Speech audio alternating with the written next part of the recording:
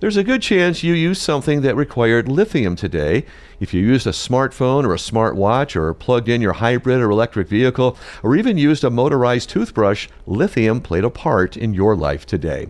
A scholar coming to Illinois Wesleyan University next month hopes her visit to Bloomington Normal will inform people about the destruction that follows mineral mining, much of which occurs in South and Latin America. Barbara Galindo tells WGLT's Lindsay Jones about her research into how these communities resist large mining operations that often leave their land polluted and people sickened. It was in the Amazon that I got interested in extractivism because the communities there, the Quechua, they were trying to defend their lands against oil extraction, and they were successful. So I was very overwhelmed with deforestation, the the destruction of oil companies in the Amazon, and I wanted to learn how did that started.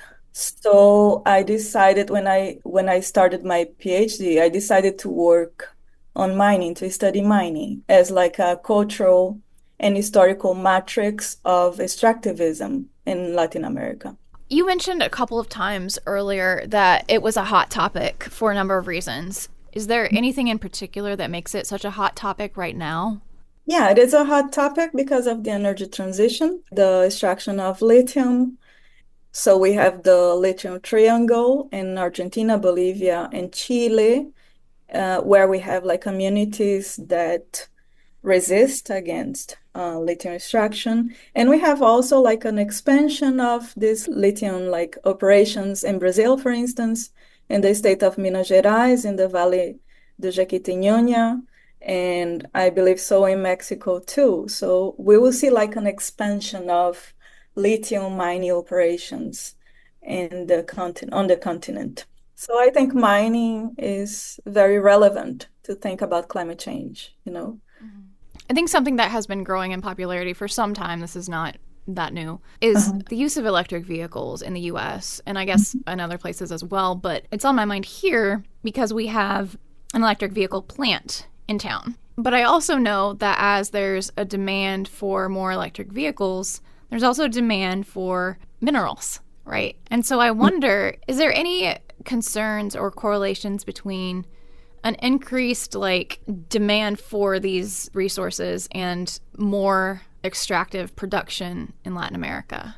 Yes, that's a great question. I'm more familiar with lithium, Mm-hmm. the extraction of lithium in the Andes, in the salt flats of Argentina, Bolivia, and Chile, for instance. They are known as the triangle of lithium or the lithium triangle.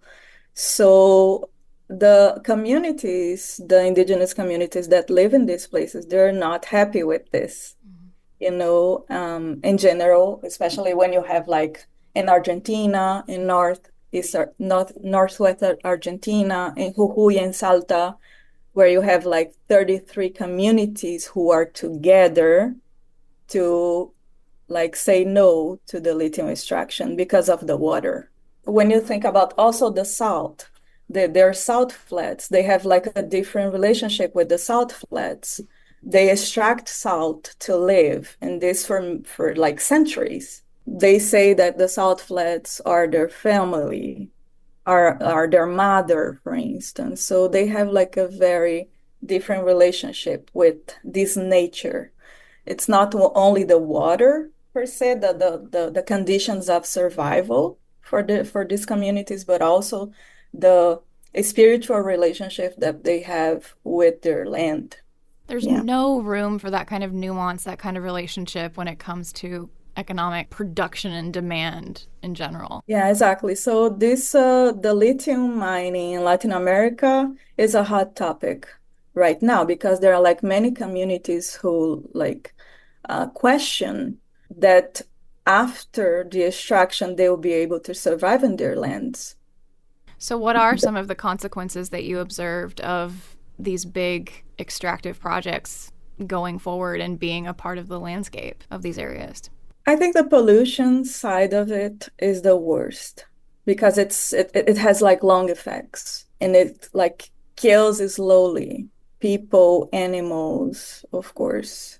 it goes through the waters and the land. So it's kind of, I think it's the main problem. Besides the big destruction that we see. An open pit mine, for instance, is something very ugly to see, right? It's a big hole in the land. But besides that, the pollution, for sure. What happens in these communities? Are they just left to deal with it on their own? Does the government do anything? In general, they have to deal with that on their own because the state acts together with the big companies in general. How do they do that, without... Yeah, activism, like mostly women going to Lima, marching to Lima on foot, They call sacrifice marches on foot. So the mothers of contaminated children, for instance, they leave like different cities from the central Peruvian Andes and go to Lima to call the attention to protest in the streets of Lima. So yeah, they try to counter these things to get environmental justice through activism. That's scholar Barbara Galindo speaking with WGLT's Lindsay Jones. Galindo says a majority of the activists pushing back against the mineral extraction are women because she says they don't negotiate the health and safety of their families. Galindo will be a scholar in residence at Illinois Wesleyan University from February 7th through the 10th.